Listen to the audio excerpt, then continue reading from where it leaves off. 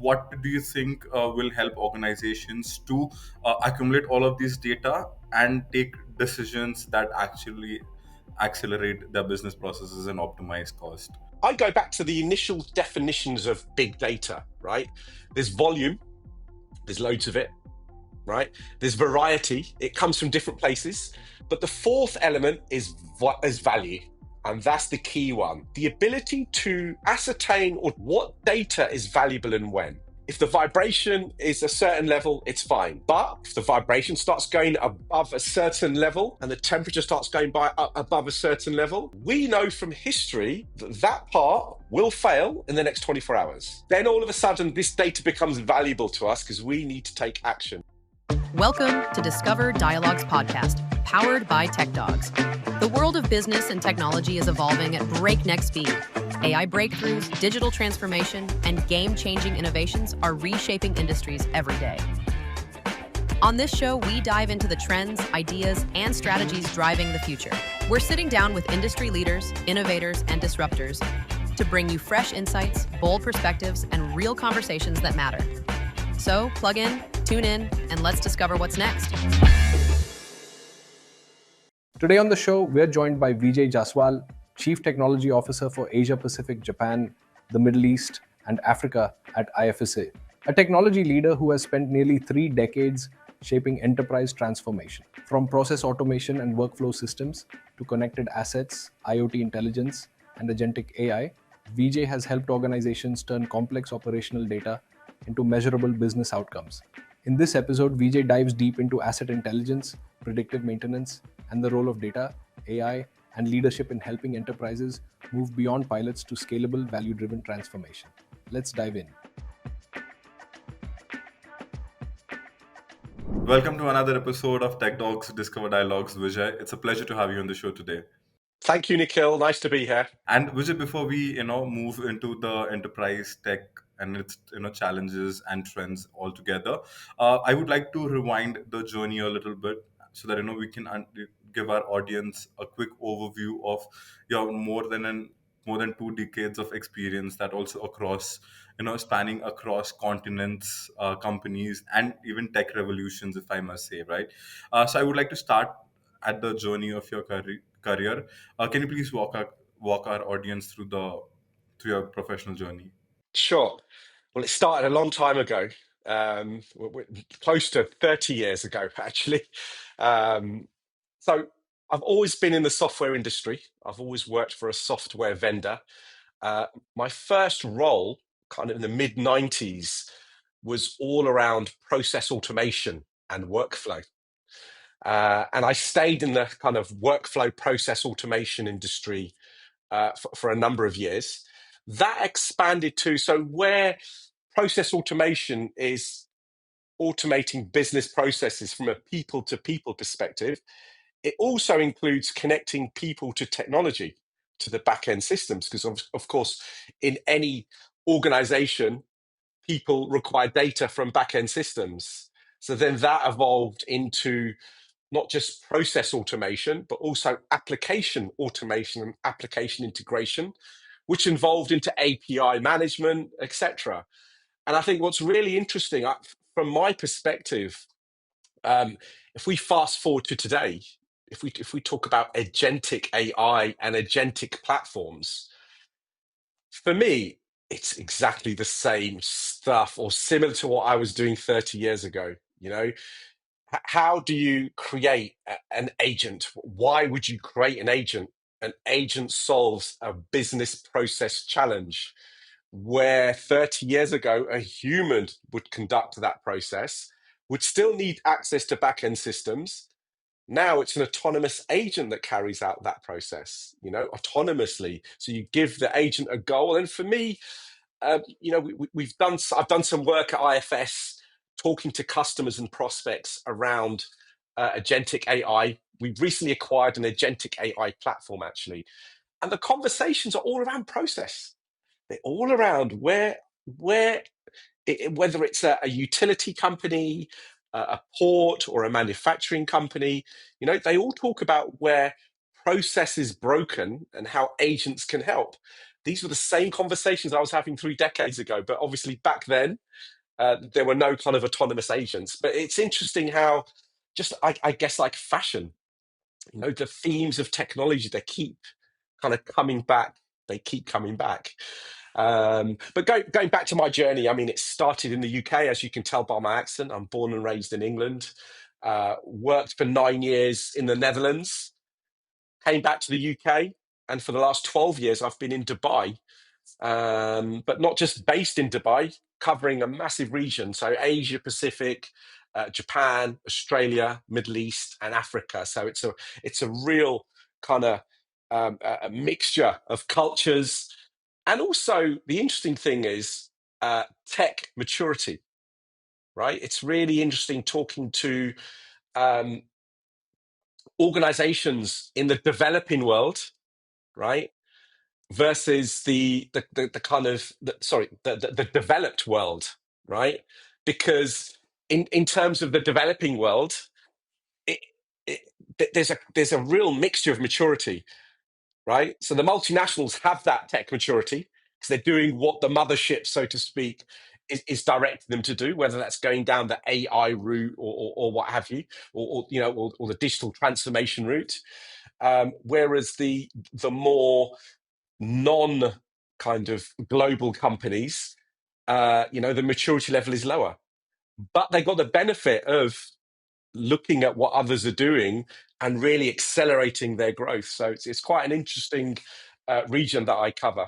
Definitely true. I mean, you've seen quite a lot, the tech evolution happening, right from scratch when there was nothing to even autonomous agents right now, right? And you spoke about tech maturity, right? And uh, I believe asset intelligence is one important aspect of how your enterprise tech is mature, right?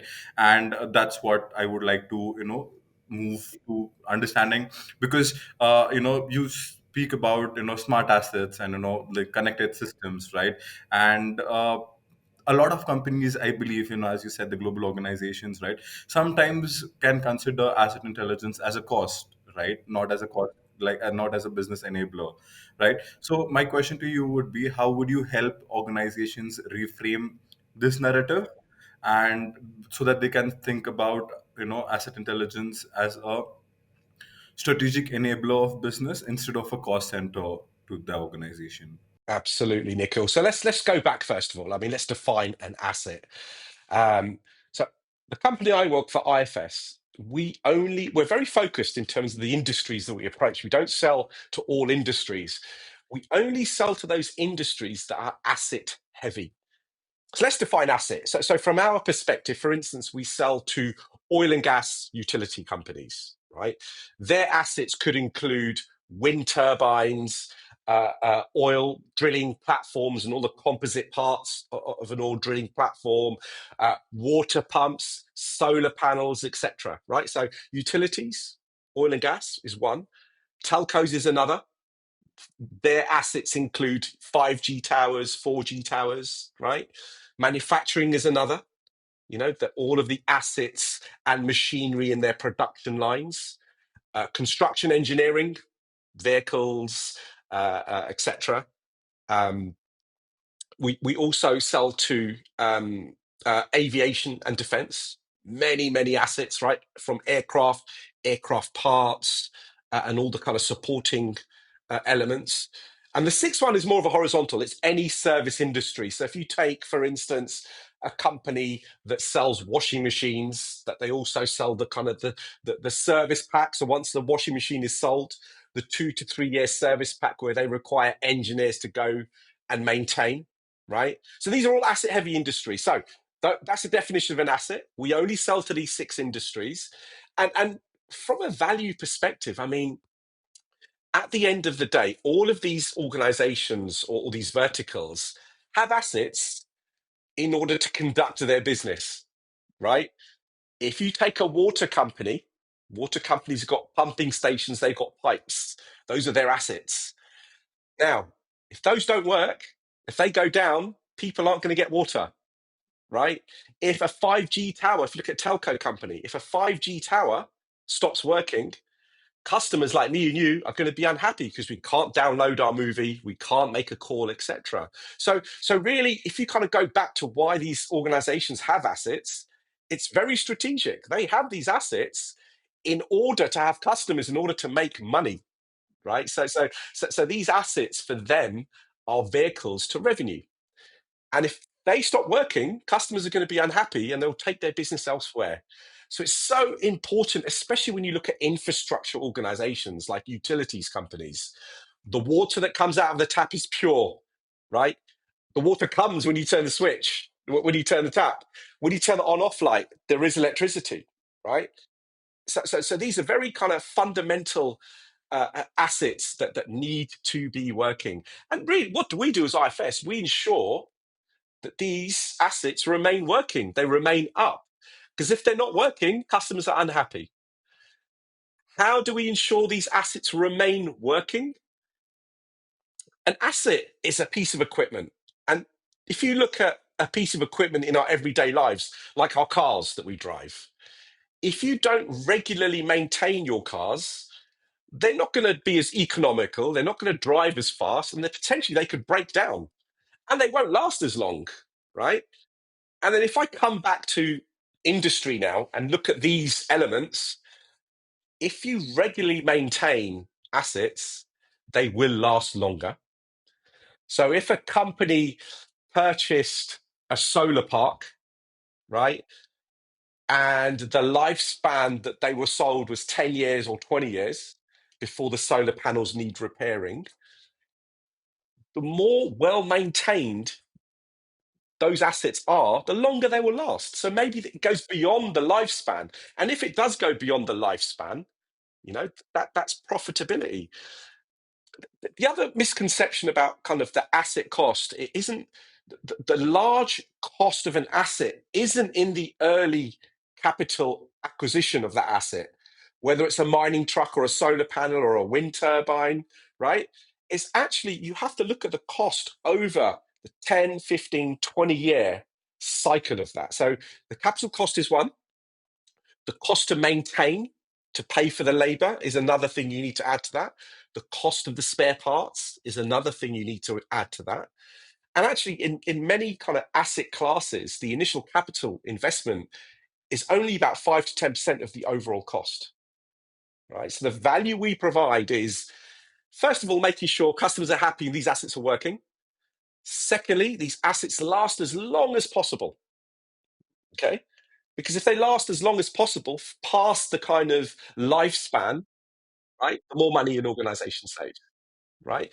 Thirdly, we need to make sure that these assets run reliably, because assets, although they do give value to an organization, can also start to become a liability, right? If you imagine a piece of equipment is constantly faulty, we constantly have to pay for people. Now, these people could be employed by the company, but they could be outsourced and contracted to go and repair. Let's say a piece of equipment keeps going down every week, right? And the cost of one particular piece of equipment, let's say it's a wind turbine, a windmill, right? And we can compare the cost of upkeep. Normally utility companies have thousands of windmills. If one particular windmill is costing 300, 400% than all of the others, right? It's a liability. It's not being cost effective. But what you said, there's two things you said: asset and intelligence. And the intelligence piece is pricing data out to know if an asset is performing well or it's not performing well. So the data side of things goes hand in hand with the kind of asset value, because we need insight, we need intelligence, we need to know how a particular piece of equipment is performing versus benchmark. In the wind turbine example, it's 1,000 wind turbines. That's the benchmark. That's the performance, if you like, envelope. And if one windmill is performing, the cost is going up like this, that's not normal. We need to get that fixed or replaced, right? Whatever is the most kind of cost effective. For sure. And you also mentioned about how data is a valuable piece in the entire process of asset intelligence, right? And with right now with with IoT devices exploding and process automation, autonomous agents present, right? I believe there's a lot of data that has been flowing around, right? People are saying data is a new oil, but not necessarily you'll always use oil the right way, right, to make smarter decisions. Data can be spread all across the organization, and with IoT devices and the other devices in the OT environment, IT and OT environments. What do you think will help organizations to accumulate all of these data and take decisions that actually accelerate their business processes and optimize cost? I think, Nikhil, you're right. The data's everywhere. I mean, if we look at our private environment, right, our own mobile phones. Now, very often, if you look at photos we take and you talk to your friends, you say, yeah, I went on holiday about 5, 6 years ago to a certain place. And whenever I try and find pictures, I don't know whether they're on my phone, on OneDrive, on Facebook, or on Instagram, right? Again, it's a lot of data in a lot of different places, and getting access to that data. Okay, in a casual environment, it's not mission critical, right? But organizations have the same requirement, right? And that typically is mission critical.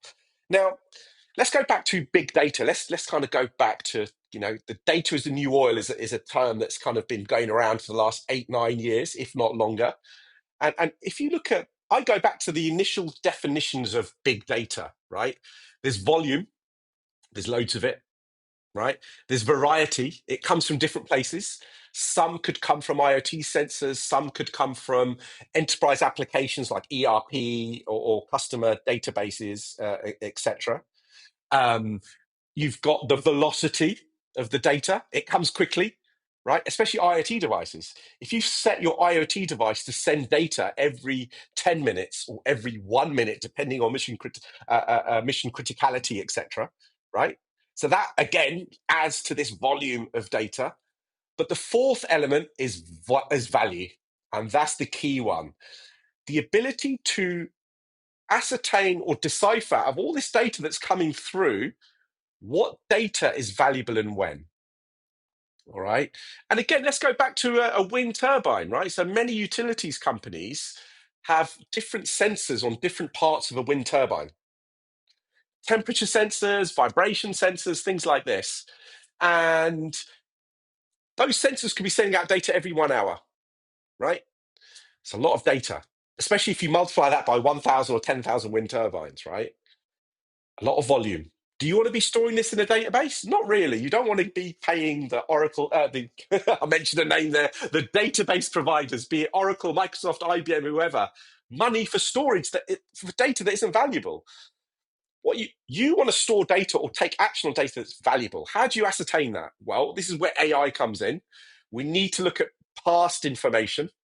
So if we know a particular part on a particular wind turbine, if the temperature is below 30 degrees, it's fine. If the vibration is a certain level, it's fine. But if the vibration starts going above a certain level and the temperature starts going above a certain level, we know from history that that part will fail in the next 24 hours. Then all of a sudden, this data becomes valuable to us because we need to take action. We don't want the wind turbine failing. We've got the right information based on history that tells us it will fail. We can then start to schedule and look at other data. Who's the nearest engineer from a GPS perspective? Where are the nearest warehouses that hold the specific parts that engineer could require? How can we plot the most effective route that engineer can take to pick up the part and then go to the wind turbine? Does the engineer have the right tools? Does the engineer have the right skills? Nikhil, me or you can't climb up a windmill and start changing parts, right? I don't know about your history, but I can't do that, you know? And it could be, this could be like a safety hazard, if you send the wrong person up a ladder, and these things are tall, and they fall off or something, right? That's a life and death type of scenario. So these are all really important factors, important data. So it's not just the data coming out of the windmill. It's where's the nearest engineer, where's the nearest parts, the person we're sending, do they have the right certifications? And all of this combines together, right? So I think to answer your question, we need to determine what data is valuable in order to take action on it. Because there's a ton of data that isn't valuable, right? And that's the key. And AI comes in there. We use historical data to evaluate how valuable information is, which then also leads on to another thing. How accurate is that historical information? This is another element that a lot of our customers and our prospects struggle with. They say to me, Vijay, look, we don't want to do this because our historic information, it's all over the place. There's a lot of kind of garbage in that data. How can we trust that data? I mean, there's many answers to that, right? You can data cleanse. You can go to the OEM provider of the wind turbine, because the producers of the wind turbine, who sell globally multiple thousands or tens of thousands, hundreds of thousands of wind turbines, they will have that information as well. And they'll probably sell it to the organization, but there's ways around it. Worst case scenario, there's many kind of greenfield organizations that I've spoken to, and they simply say, we don't have the historical information. Then what we need to do is look at experience and starting from point zero and create that information, right? So there's many answers to this question around data quality. So are we seeing a problem right now in enterprises? Is it with the tech stack or the way we approach data in general? And have you seen us, like, have you observed any small change that you have implemented and that helped you to unlock big decision making, and it has helped you in various ways? So I think it's a combat. So the first question you asked me, is it the tech stack or the way we approach? I think it's both. I absolutely think it's both, because if you look at the second part of your the question you had, the way we approach, I think is really important. One of the reasons why IFS, the company I worked for, specialize in certain verticals only, because the teams that I work with and all the people that are in my team, they're all experts in a particular vertical. So, for instance, utilities, power generation, or power distribution, or water utilities. We have experts at IFS in each one of these verticals and sub-verticals that know the vocabulary, that know the historical challenges that these types of companies have had, they also know what we've done to help organizations, maybe in the US, right? 8 out of 10, by the way, of US electricity companies use IFS technology.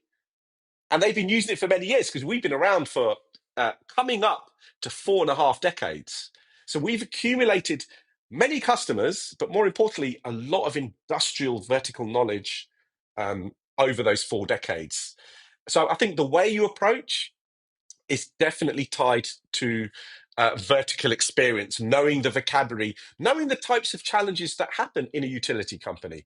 They're different to what happened in a commercial airline company. They're different to what happened in a smart factory. These are all different challenges. So I think that's really important. And of course, the tech stack. I feel sorry for end customers now, because there is so much choice of technology, right? I mean, no one organization has only one tech stack. They have multiple tech stacks. And now with the kind of advent of shadow IT, if and I've come across so many CIOs that say to me, Vijay, you know what?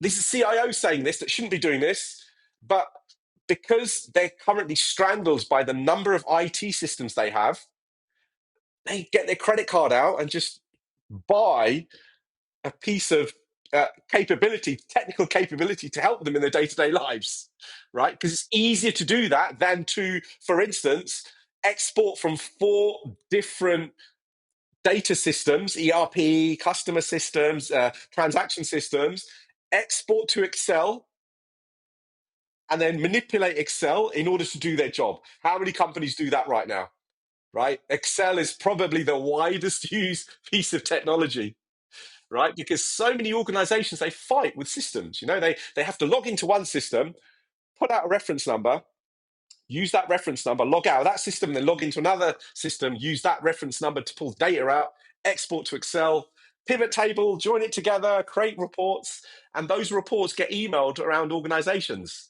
It's crazy the amount of organizations that I speak to that Excel is the foundation block of their integration strategy. It's crazy. What do you think, like, is the new way to centralize this data across organizations, and how do you guys help in centralizing all of these data and giving actual intelligence to these organizations in terms of this is where your asset is lacking, or this is what the improvements are need to be done to ensure you achieve the business goals? My view is, I mean, clearly you shouldn't just centralize. You shouldn't just, I'm from a vendor.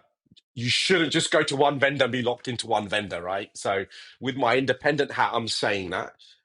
Working for IFS, we have technology where, we have finance technology. Again, if you look at an asset life cycle, um, how do you maintain an asset? I mentioned you need the right people with the right skills and certifications. That's a HR system, which we have, which maps what skills they have. We have inventory systems, which is ERP. Where's the right part? If we don't have the part, we need to order it. That's supply chain. We have those, right? Scheduling people.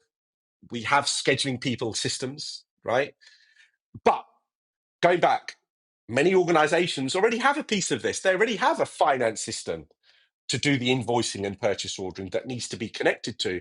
To answer your question, I think, and again, if we kind of look at the agentic AI platforms that are coming out, including ours, all of them have connectors to different back-end cloud systems. I don't think you should centralize. I think, it's good to have a system of record or a few systems of records, like a lot of organizations do. But an agentic platform is a layer above that will connect to everything.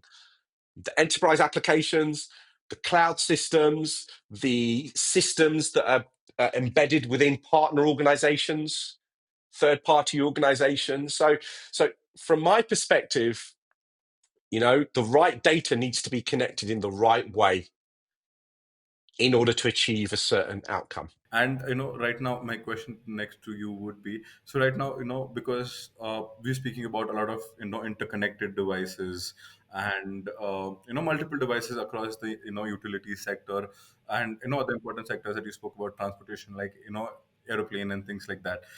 So there are chances that not all assets are have the capability to be cyber secure, right? I mean, there are a lot of attack surface areas that these guys open up in the entire network space for these cyber criminals to get into and take advantage of.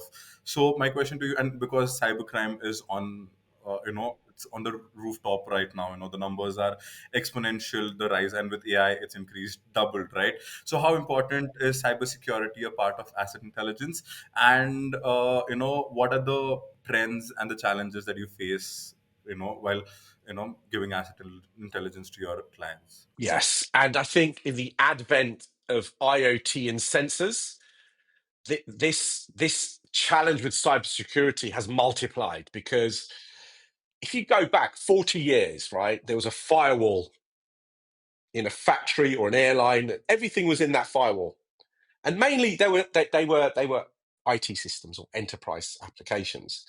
Now that was the attack area, that firewall. Fast forward to today, that attack area is increased because now you've got sensors. You've got sensors on aeroplane engines. You've got sensors on vehicles. You've got sensors on streetlights. You've got sensors on vehicles. Each one of these sensors has a route to an organization's internal IT systems, into a firewall, right?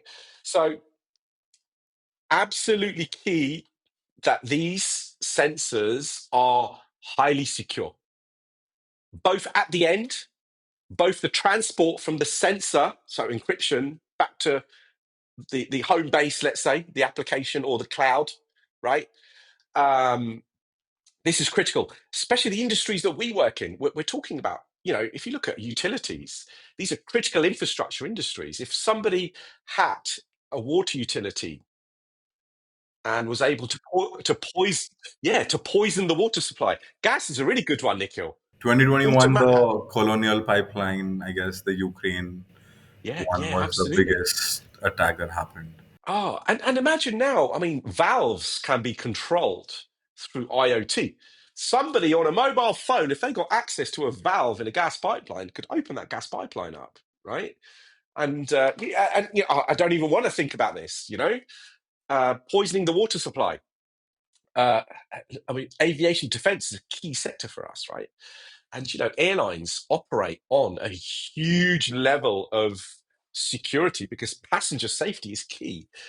And I think, you know, we've seen a lot of kind of terrorist activities in the last few decades. You know, these are going to become more sophisticated from a tech perspective. So we have to be absolutely cyber secure. And there's many ways to do this, right? Encryption, securing the endpoint.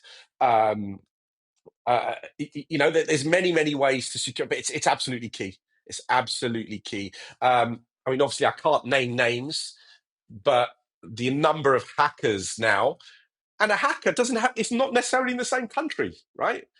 There's so, I mean, multiple, like 20, 30 hacks every day. A lot of these organizations that we speak to are encountering, they have to be absolutely bulletproof secure. And like when we speak about asset intelligence, right, the ultimate goal is to have predictive maintenance in place, right? Like as you mentioned about the windmill, who's the nearest engineer, is he skilled, or does he have the resources aligned with him so that he can rectify the issue at the earliest, right? And definitely it will give you reduced downtime, and will ensure you to have cost savings as well, right? But it sounds very great on paper, but it can be a lot of struggle to put it in practice, right?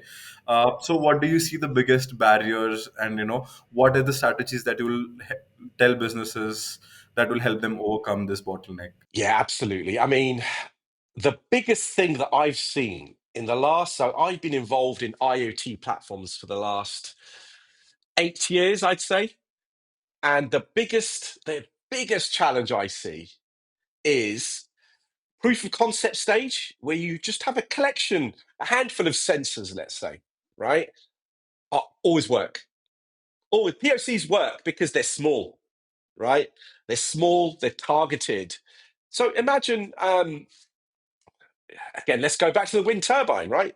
You stick a load of sensors on a wind turbine, it's easy. You're focusing on one wind turbine, maybe two, right?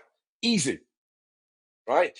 But then when you start and also the other challenge also arises in older equipment, older wind turbines that don't have IoT sensors installed on them. Sometimes you physically can't put a temperature sensor on a wind turbine. It will invalidate the warranty of the OEM. The person that built the windmill doesn't want you putting stuff on there. It invalidates the warranty. That's the other challenge, right? Retrofitting sensors. Okay. The biggest challenge I see is POCs. So POCs always work. 9 times out of 10, we get good results, we get good ROI. But then it's that scaling out from 2 wind turbines to 5,000, because you've got challenges around cost of equipment, cost of the sensors, availability of the sensors. They're not cheap. They're quite high cost, though the price is coming down. And also, IoT projects, by their nature, they're very complex because there's many moving parts. You've got the device manufacturers, right? You've got the communication protocol. That data needs to get back to home base somehow, whether it's cellular, whether it's through a wire, whether it's through Wi-Fi or Sigfox, however that may be, right? That's the other challenge. Then when that data arrives, again, data quality, data value, what's valuable to us? Then that data needs to be integrated into the application systems. We need to gain insights out of those systems. Do we need to send an engineer? So it gets complicated. For POCs, easy, but when you start to scale out, it gets complicated. We've also found things like ROI. It's difficult for a lot of organizations to really ascertain what the ROI is on the total kind of application when you kind of scale out. Cybersecurity is another one. Expertise, again, right? So a lot of organizations simply don't have data scientists. You need to have data scientists to look at the previous data in order to ascertain what is Will this wind turbine break down? What are the data points that tell me that this piece of equipment will fail or not? So this expertise, it is lacking. Most of the data scientists at the moment are still at university. Cybersecurity we've mentioned. Yeah, I think that about kind of covers it all. And ways, and there are certain industries where IoT works, actually, right? If you look at smart factories, so manufacturers, a lot of these smart factories have the least amount of human interaction possible. That's an industry that works. If you look at the aviation industry as well, I mean, one of our customers, Rolls-Royce, they Rolls-Royce now are really interesting. So the aircraft engines um, come with sensors. So Rolls-Royce don't just sell engines now, they actually sell a service where they themselves are monitoring the performance of their engines on airlines all over the world, and they're selling that as a service. So the whole servitization thing is interesting. So there are industries that are where IoT has succeeded, right? Utilities being one of those, OEM driven IoT, right? So there's certain places where it does succeed. But, I think at the end of the day, rather than having one human being driving up and down a 200-mile gas pipeline to examine every mile the integrity of the pipeline, it's much better to have, and that only happens once a week, it's better to have sensors that can monitor every hour all that pipeline without any human interaction, right? So the benefits are clear. Definitely. So we spoke about asset intelligence. We spoke about predictive maintenance, and all of this, how it should work, in a complex environment like energy utilities and aviation and industries following it, right?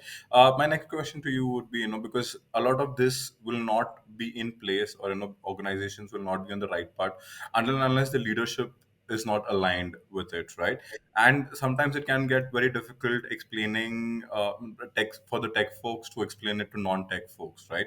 So what is the advice you would give leaders that are struggling to prove this value of asset intelligence and predictive intelligence to their stakeholders? How would you suggest them to bridge this gap effectively? This is something I do every day, Nikhil. This is actually something I do every day, because it's not just the tech folk, actually. The people that pay for this are the business folk, right? And they, a lot of them don't understand technology, bits and bytes and code, right? So you need to make it simple. And I think, I gave you a couple of examples. Having an analogy like a car is a great analogy. I use the car analogy a lot. This is an asset me and you use, right? We have a car. We make sure it's maintained. If it's not maintained, it's not going to drive us properly. So I think always using analogies of simple everyday items always works. Another analogy that I use around very when I was in the UK, not so much in Dubai, I'd pop up on a PowerPoint. I'd start a presentation with a flat tire, a car with a flat tire, and I'd ask the audience, how long does it take to change tire, right? And people would say, yeah, about 20 minutes. I can change it in 20 minutes, half an hour. And then I'd show a picture of a garage that's got the right equipment, you put the car and it pops up and they've got the right drills and everything. And I'd ask, how long do these guys take? And they'd say, 5 minutes or whatever. And then I show a Formula One pit stop. They can change all four tires in less than 6 seconds. And it's all about having the tools, the right capabilities, the right experience wrapped around an objective. People like me and you don't need to change all four of our tires in 6 seconds. Our objective is just to get going to where we need to get to, right? In a Formula One race, they need to win. A pit stop is the difference between winning or losing a race, right? Those few seconds. So, and that's how I used to position what software does. It's not just the technology, it's not just the tools, it's the experience and the capability. And again, explaining things in analogies is always the way I explain hardcore technical things to business people and to senior technical leadership. I mean, I do agree with you. Giving analogies, and referencing it to something that resonates with them in something that into their day to day life will help them to understand the importance more effectively than giving them all the jargons and the buzzwords and the reports Absolutely. around. Abbreviations are the worst, right? Exactly. And we all have them. We all have our own abbreviations. That's so true. That's so true. Everybody will have their own versions of the abbreviations. Pun intended, but yeah. But thank you so much for giving your valuable insights on asset intelligence and predictive maintenance and how businesses can use the data to accelerate the business outcomes or optimize cost as well. But before we let you go, Vijay, today we would like to end it up on a lighter note, right? We have a rapid fire section planned out for you. These are just quick questions and you can answer without thinking them. Okay. Perfect. First technology you ever worked on that really excited you? That's got to be my first PC. And this would have been back in the 1980s, right? So I had a Commodore VIC-20 and I used to load games with a cassette. It was amazing, as a kind of 10-year-old boy having access to computer games, and it was amazing, right? So So are you an early morning or night bird? early morning, definitely. I get up very early. I cycled, so in order to exercise in Dubai, you need to get up really early. So I'm up at 4:30 at a weekend in order to get on my bike before it gets really hot, right? So no, early person, definitely. Your go-to mantra before a big pitch or a board meeting? That's a really good question. I think confidence. Actually, before I go on stage and before I present, everybody gets nervous. I get nervous and I present a lot, but it's always, in your head reinforcing, your stuff. You're good at this. You know your stuff, right? That's one thing. But also knowing your stuff. You need to be well prepared. So it's a combination of both, right? Being well prepared and then kind of psyching yourself up to perform. Window seat or aisle seat on a long flight? Aisle seat. I need to get up and walk around. So aisle seat. A country or city that gave you a completely new perspective? Wow. I think Istanbul. I love Istanbul. One of my favorite cities. The new perspective being it's a real East meets West. Istanbul, part of it is in Europe, part of it is in Asia. The amalgamation of cultures, amazing. Absolutely amazing. If you could swap roles with any business leader for one day, who would be? Wow. Um, Any business leader? I would have said Elon Musk last year, but not anymore. I think, oh man, who would I swap roles with? It will have to be Arne Slot, who's the coach of Liverpool, who are a soccer team in England. I'd love to do that for a day. That'd be amazing.